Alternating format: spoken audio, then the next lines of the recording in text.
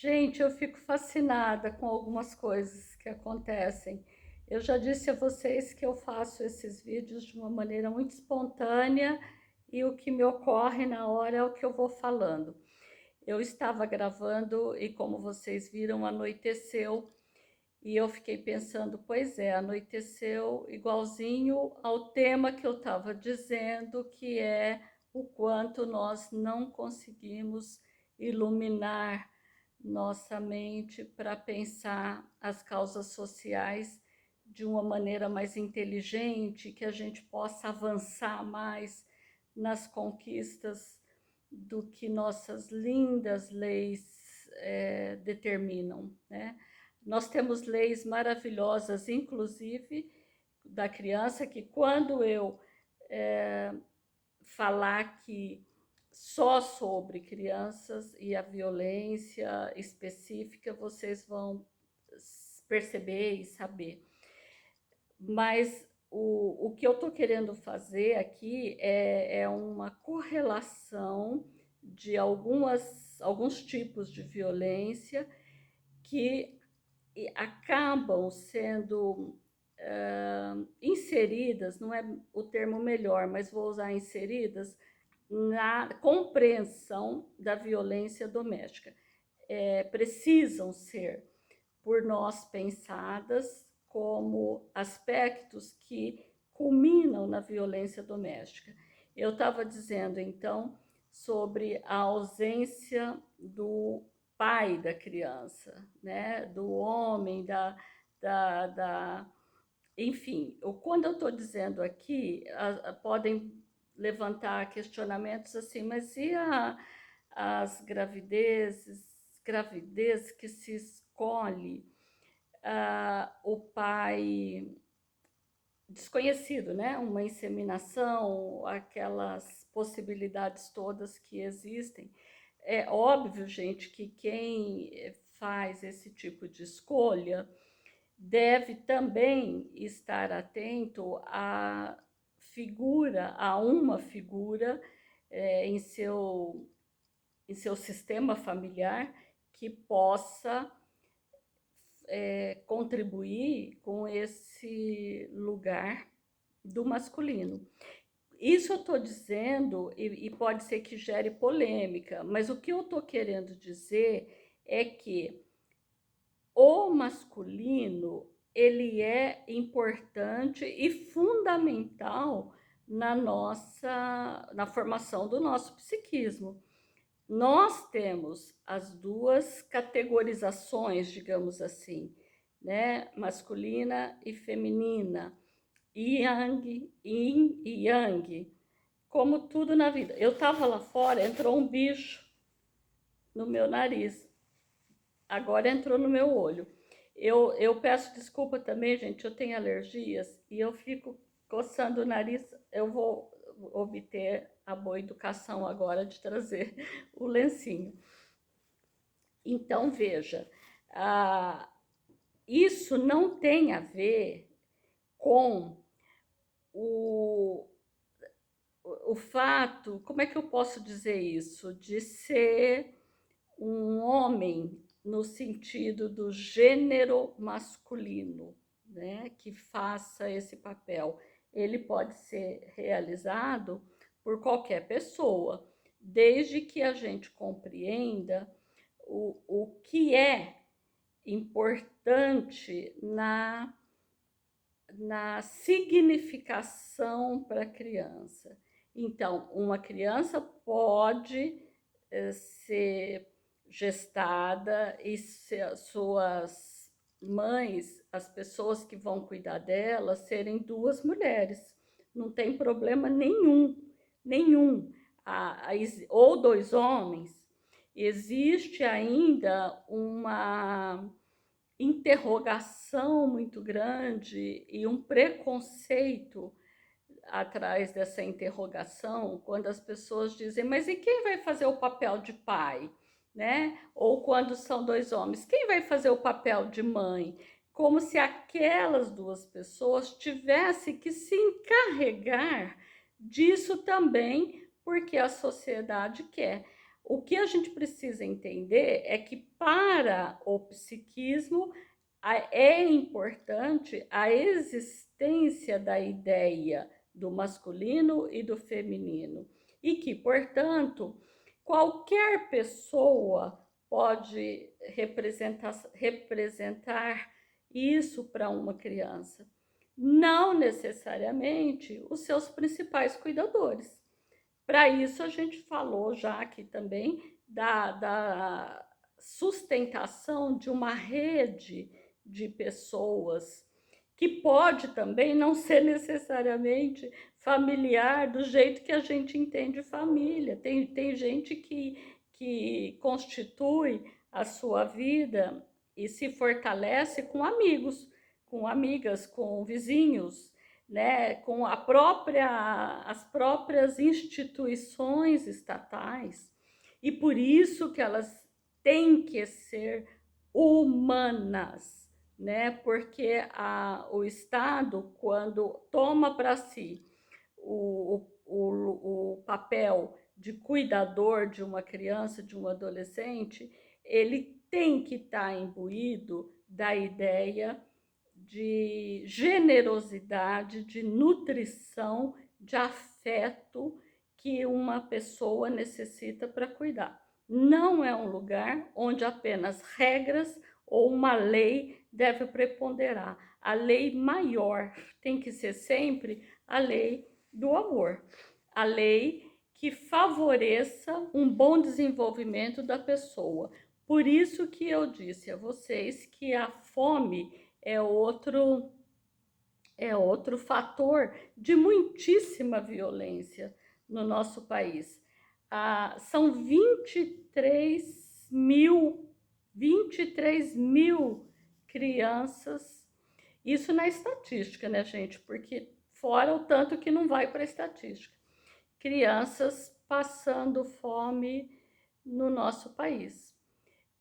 Não me lembro mais qual a porcentagem que não tem 3 refeições diárias.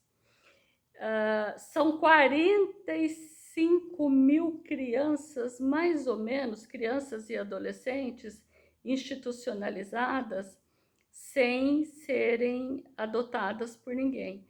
A ideia de adoção na nossa sociedade também é pouco debatida. E isso faz com que o pensamento de realizar um sonho próprio de ter bebês ainda seja predominância numa grande parcela das pessoas que se colocam com a disponibilidade afetiva e material e para adotar.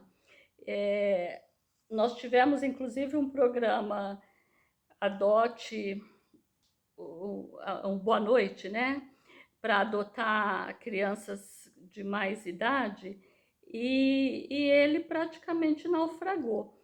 Por quê? Porque nós não temos coragem de refletirmos sobre algumas questões sociais que são determinantes para uma construção de uma sociedade melhor. Quando eu falei, por exemplo, do CNJ determinar novamente que os juízes façam as prisões por falta de pagamento das pensões, eu disse que eu sou contrária à prisão. Uma ideia, por exemplo, se cada pessoa, homens, vou falar homens aqui porque a maioria dos faltantes são homens. Se cada um deles, se cada município adotasse, por exemplo, fulano, você vai fazer uma pesquisa de todas as instituições de criança que tem na cidade, de todos os programas sociais, e eu vou escolher para qual delas você vai pagar mensalmente tanto e vai fazer um estágio, por exemplo, limpando aquela instituição, consertando alguma coisa, de instituição que tenha criança e adolescente. eu penso, é uma ideia que eu, por exemplo, acho que seria muito mais educativa e faria com que aquele homem passasse a refletir sobre suas atitudes e as consequências dela, principalmente na vida de quem ele colocou no mundo. E aí a gente entra em outro tema que também é tabu, que é o amor, a ideia do amor filial, né? Que não necessariamente existe, gente. É uma porcentagem muito grande de crianças necessariamente não são desejadas, planejadas no sentido de que haja uma possibilidade, inclusive interna, para que se venha ao mundo. Então, eu penso que a gente deveria partir para esse tipo de pensamento. Outra violência, se a relação, no caso das relações estabelecidas, se por alguma razão a relação se interrompe, a primeira questão que aquela dupla passa a resolver é a questão de filhos.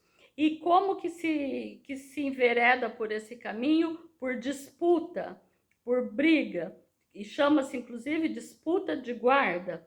Outra questão que eu sou contrária, eu vou propor em algum momento que eu puder, a doutora Sônia está me ouvindo aí, doutor Leandro, tantas outras pessoas queridas, Sônias, que são operadores do direito, eu penso que a gente deveria mudar o nome de guarda, né? Eu penso que talvez responsabilidade unilateral, responsabilidade compartilhada, e não guarda, porque guarda é uma coisa que parece estática, né? Você fica lá de guarda, posiciona e tudo bem.